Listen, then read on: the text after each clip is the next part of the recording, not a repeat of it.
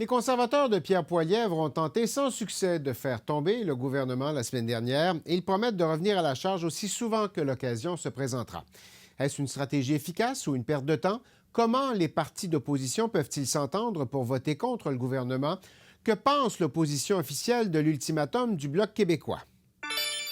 Le Bloc vote pour garder au pouvoir le gouvernement le plus centralisateur et coûteux dans l'histoire du pays. Un gouvernement qui est mauvais pour le Québec, qui a ajouté 100 000 fonctionnaires, qui a doublé les dépenses sur les consultants exorbitants, qui a doublé la dette et doublé le coût de logement. Luc Berthold, bonjour. Bonjour.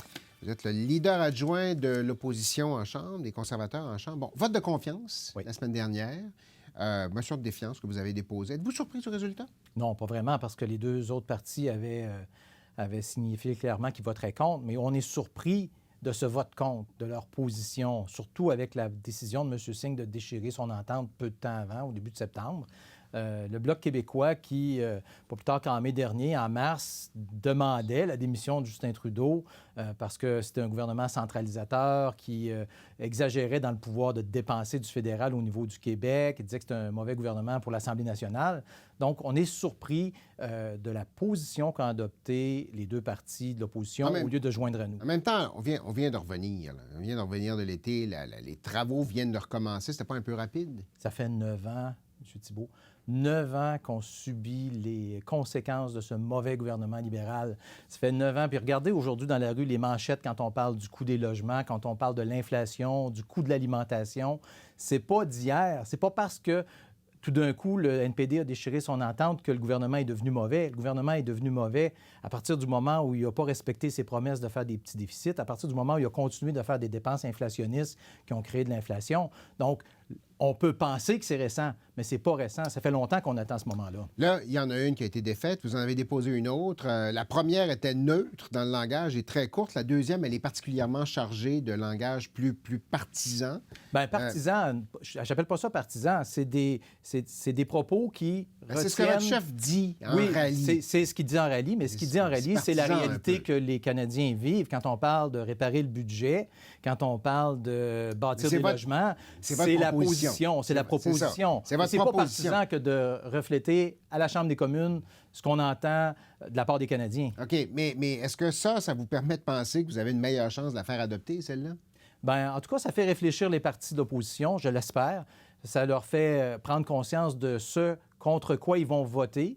Ça va leur faire prendre conscience, j'espère, qu'en appuyant ce gouvernement-là, encore une fois, dans un autre vote, bien, c'est pas les Canadiens qui écoutent, mais c'est leurs intérêts, leurs propres intérêts, oui, peut-être partisans dans ce cas-là. Non.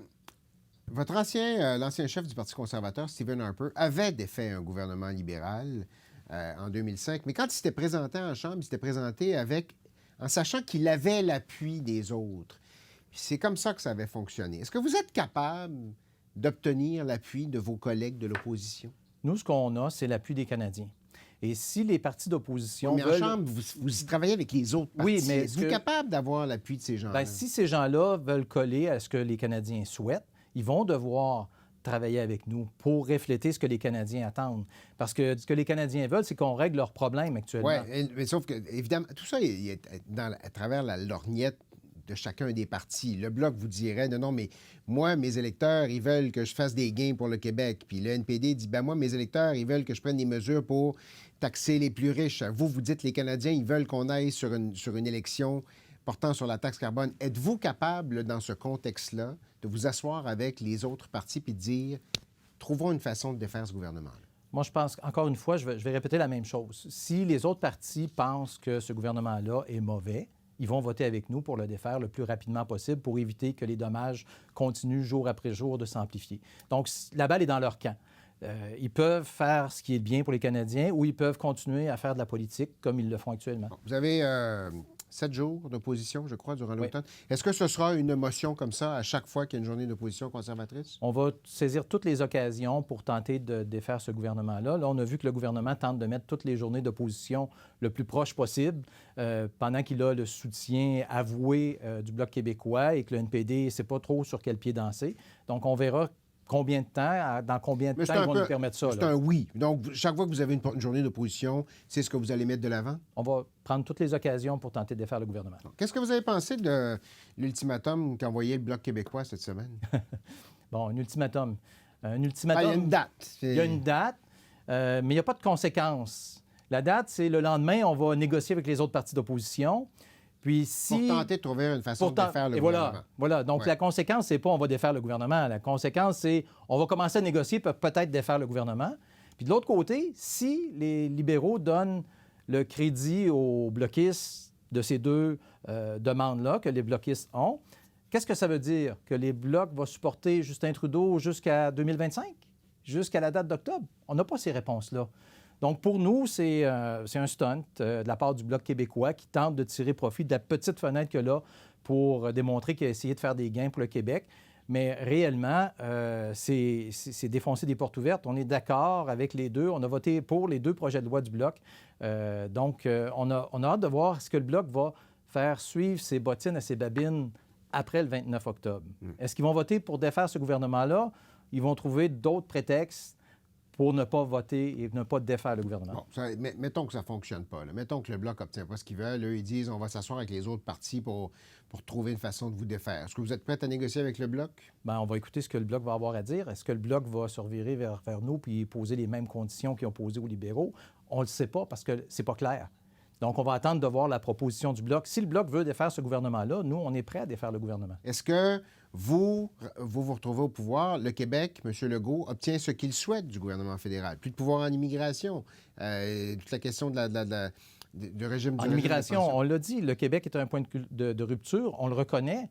On veut revenir aux cibles d'immigration du temps de. Non, mais c'est pas les cibles, il veut le pouvoir, il veut plein pouvoir en immigration. On va être là pour négocier. Ce qu'on veut, c'est un plus petit gouvernement pour les Canadiens, plus de pouvoir pour les provinces, pour être à mesure d'être un bon gouvernement. C'est ça qu'on veut offrir aux Canadiens et aux Québécois. Si vous étiez au pouvoir, est-ce que le gouvernement Legault au Québec en aurait davantage, aurait de quoi célébrer votre présence au pouvoir à Ottawa? On n'est pas un parti centralisateur. L'histoire l'a démontré. On est le parti qui a reconnu la nation québécoise. On veut un plus petit gouvernement et plus de pouvoir pour le Québec, plus d'argent dans les poches des Québécois. Je pense que oui. Vous n'avez pas fait d'offre distincte aux Québécois cette fois-ci, contrairement à ce que M. O'Toole avait fait, à ce que M. Harper avait fait. Il y avait une plateforme Québec. Pourquoi vous offrez pas quelque chose de spécifique au Québec, compte tenu du fait que vous reconnaissez que c'est différent au Québec?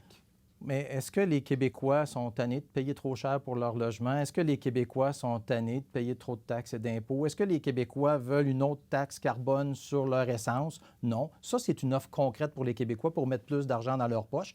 C'est pas différent au Québec que ça l'est ailleurs. Notre programme est simple, centré sur quelques mesures qu'on sait qu'on peut faire. Et la campagne électorale, les gens ont bien hâte d'avoir notre programme. Le Bloc et l'NPD ont une occasion en or qu'on dévoile notre programme plus vite, c'est de voter pour notre motion de non-confiance envers le gouvernement. Donc, le programme campagne électorale, est-ce qu'il y aura quelque chose de plus spécifique au Québec ou c'est pas dans les cartons?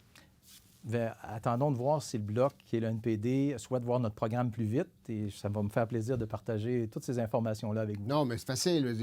Je présume que vous êtes un peu impliqué dans tout ça. Est-ce qu'il y a un élément plus spécifique au Québec? Encore une fois, de redonner au pouvoir d'achat aux Québécois, de ne pas s'ingérer dans les champs de compétences du Québec. Spécifique. Donc, c'est la même offre que dans le reste du pays. Bien, c'est très spécifique, particulièrement au Québec, quand on dit qu'on ne s'ingérera pas dans les champs de compétences du Québec. Bien, je pense que c'est assez spécifique. Mais encore une fois, je vois que vous avez hâte, beaucoup de Canadiens ont hâte de voir notre plateforme. Je pense qu'on aura des belles surprises et surtout une belle plateforme qui va répondre aux attentes des Québécois et des Québécoises. Combien de temps ça va durer, ce gouvernement-là, d'après vous? C'est une bonne question. C'est une bonne question. Présentement, il y a 5 journées d'opposition pour les conservateurs. Il va en avoir 2 de passées. Il va y avoir des votes de confiance. Il y a des motions de voix et moyens. Donc, il y a plusieurs occasions. Chose certaine, le Bloc québécois dit qu'il n'y aurait pas... Ça dépend des autres partis. Nous, on est prêts à y aller tout de suite s'il faut. Luc Berthold, merci beaucoup. Merci.